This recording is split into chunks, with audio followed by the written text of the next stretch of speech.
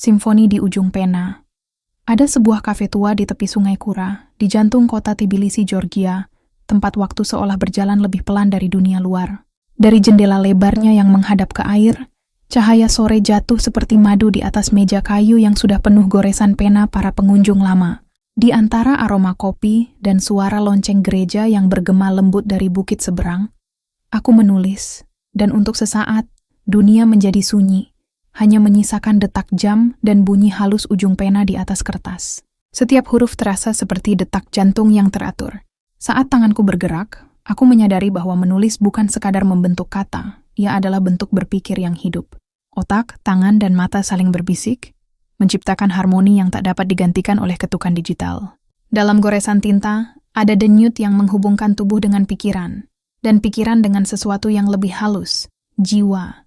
Pernah suatu kali, aku membaca sebuah catatan tua tentang bagaimana menulis tangan mengaktifkan seluruh simfoni otak, motorik, sensorik, visual, tumun. Setiap garis dan lekukan huruf melatih neuron, memperkuat ingatan, dan menajamkan perhatian. Tiba-tiba aku mengerti mengapa beberapa ide hanya muncul ketika kutulis dengan pena, bukan saat ku ketik di layar. Karena prosesnya lebih lambat, lebih jujur, lebih manusiawi. Di atas kertas aku tidak terburu-buru. Aku memilih kata, merasakan tekstur halaman, menunggu tinta mengering. Dalam keheningan itu muncul semacam keintiman antara pikiran dan gerak. Mungkin inilah yang disebut para ilmuwan sebagai encoding process, cara otak mengikat makna dalam jaringan memori. Tapi bagiku, ini terasa seperti ritual, latihan untuk hadir seutuhnya. Aku teringat masa kecil, ketika belajar menulis huruf pertama. Jari-jari gemetar, tinta sering tumpah. Kini, di usia yang lebih matang, tangan ini menulis lebih tenang, tapi maknanya tetap sama. Menulis adalah bentuk eksistensi. Ia menjaga pikiran tetap tajam, sekaligus menenangkan gelombang yang kadang terlalu ramai di kepala. Beberapa orang mengira menulis tangan adalah kebiasaan yang usang, tapi bagiku, ia adalah bentuk perlawanan lembut terhadap kecepatan dunia.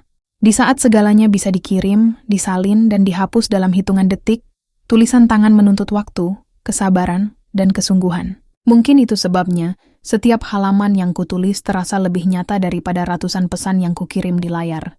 Ada sekonde yang terapetik di dalamnya.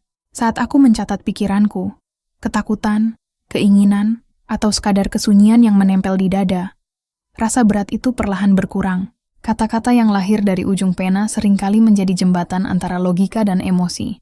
Dalam gerakan yang berulang dan ritmis, aku menemukan semacam kedamaian yang tak dapat dijelaskan. Seperti meditasi yang berpakaian huruf. Aku menatap tulisanku yang tidak lagi serapi dulu. Ada noda tinta di sisi halaman, goresan yang miring, dan huruf yang mulai melebar di tepi. Tapi justru di situ, aku melihat jejak waktu, bukti bahwa tangan ini pernah menggigil, pernah mencipta, pernah hidup. Tulisan tangan bukan sekadar teks, ia adalah arsip dari jiwa yang bergerak. Mungkin suatu hari nanti, seseorang akan menemukan buku catatan ini, di antara tumpukan benda tua, dan bertanya-tanya siapa penulisnya. Tapi bagiku itu tak penting. Yang penting adalah bahwa saat ini, setiap huruf yang kutulis menandai keberadaanku di dunia yang terus berubah. Di luar jendela, matahari mulai tenggelam di balik bukit Narikala. Angin lembut membawa aroma sungai dan kopi yang mendingin. Aku menutup pena, dan sejenak merasa tenang. Mungkin, dalam kehidupan yang terlalu sibuk mencari arti, menulis tangan adalah cara paling sederhana untuk mengingat bahwa kita pernah berpikir, pernah merasa, dan masih mampu mendengar bisikan batin sendiri. Oni refleksi, menulis tangan bukan hanya kegiatan fisik, tapi dialog antara otak dan hati. Ia menuntun kita untuk melambat, mendengar, dan memahami diri. Di balik setiap goresan pena, tersembunyi upaya halus manusia untuk tetap sadar di tengah derasnya waktu.